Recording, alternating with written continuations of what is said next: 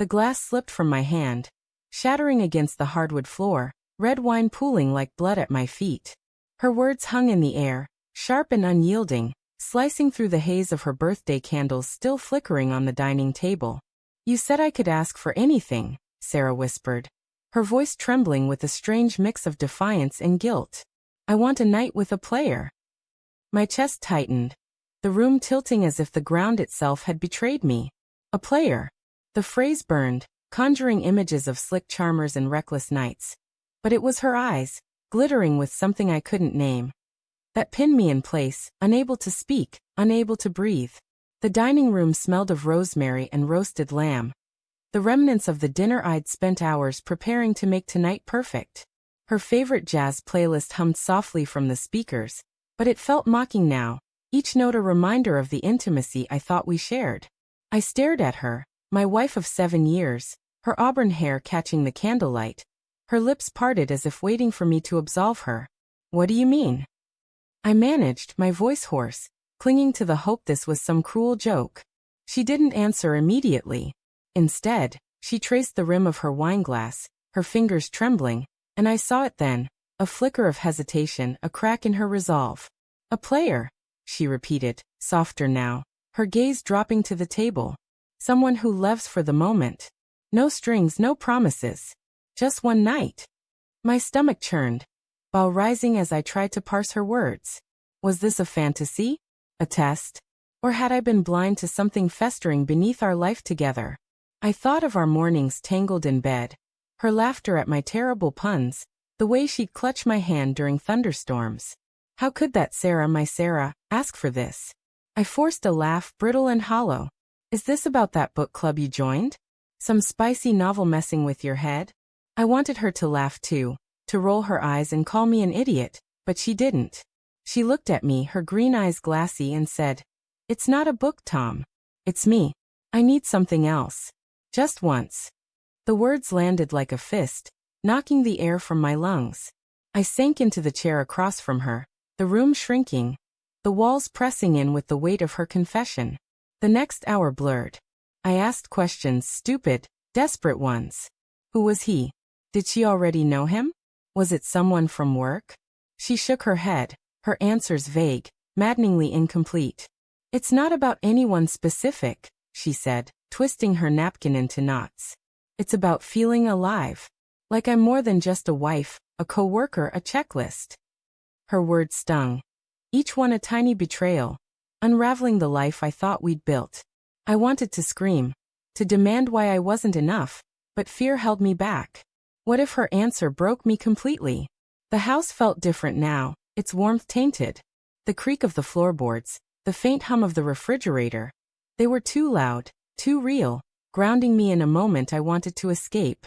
I replayed our years together, searching for cracks I'd missed. There was that night 6 months ago when she'd come home late, her cheeks flushed, claiming a work dinner had run long. Or the way she'd started locking her phone, something she'd never done before. Small things easily dismissed then, but now they loomed, jagged and accusing. I stood, pacing to the window, the city lights blurring through the glass. "Why tell me this?" I asked, my voice cracking. "Why not just do it? Why make me part of it?" Sarah's breath hitched, and when I turned, I saw tears streaking her face. "Because I love you," she said, her voice breaking. I didn't want to lie. I thought, maybe you'd understand. Understand? The word was absurd, a cruel twist of the knife. I loved her so fiercely it hurt, and yet here she was, asking for permission to shatter me. The night dragged on, each moment heavier than the last. We sat in silence, the candles burning low, wax dripping onto the tablecloth like tears.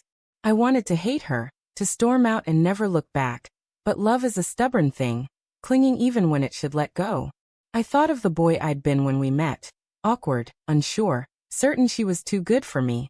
She'd chosen me anyway, hadn't she? Or had I been a placeholder? A safe choice until she craved something wilder? "Do you want a divorce?" I asked finally, the question tasting like ash. She flinched, her hands gripping the table's edge. "No," she whispered. "I want us. I need this, Tom. I don't know why, but I do." Her honesty was a paradox, brutal yet vulnerable, A plea wrapped in betrayal. I wondered if this was my fault, if I'd been too predictable, too comfortable. Had I dulled the spark she'd once loved? I don't know why I didn't leave then. Maybe it was the way her voice trembled, or the memory of her hand in mine during my father's funeral, steady when I was crumbling. Instead, I said, "Tell me everything. No more half-truths." She hesitated, then nodded, and the story spilled out. A colleague's friend, a charming stranger at a bar last month, a fleeting conversation that left her feeling seen in a way I hadn't made her feel in years. There was no affair, not yet, but the desire was there, a seed planted and growing. The air grew thick with her words, each one a weight on my chest. I saw her in that bar laughing, her eyes bright with possibility, and I hated how vividly I could picture it. I hated that I could understand, just a little, the pull of something new when life feels like a loop of routines.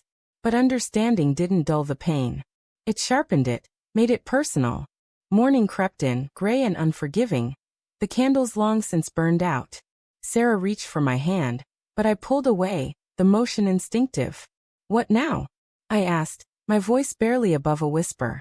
She didn't answer, and in her silence, I saw the truth. She didn't know. Neither did I. But as I looked at her, exhaustion etched into her face, I realized the betrayal wasn't just hers. I'd betrayed myself, ignoring the signs, pretending our life was flawless when it was fraying at the edges. Then came the twist, the one I hadn't seen coming. My phone buzzed on the table, a notification lighting up the screen. A text from an unknown number.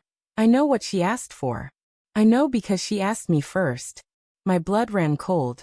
The room spinning as I read it again. Sarah's eyes widened, her face paling as she saw the screen. "Tom, she started, but I was already standing, the phone trembling in my hand. The stranger wasn't a stranger. The betrayal wasn't a fantasy. It was real. And it had a name.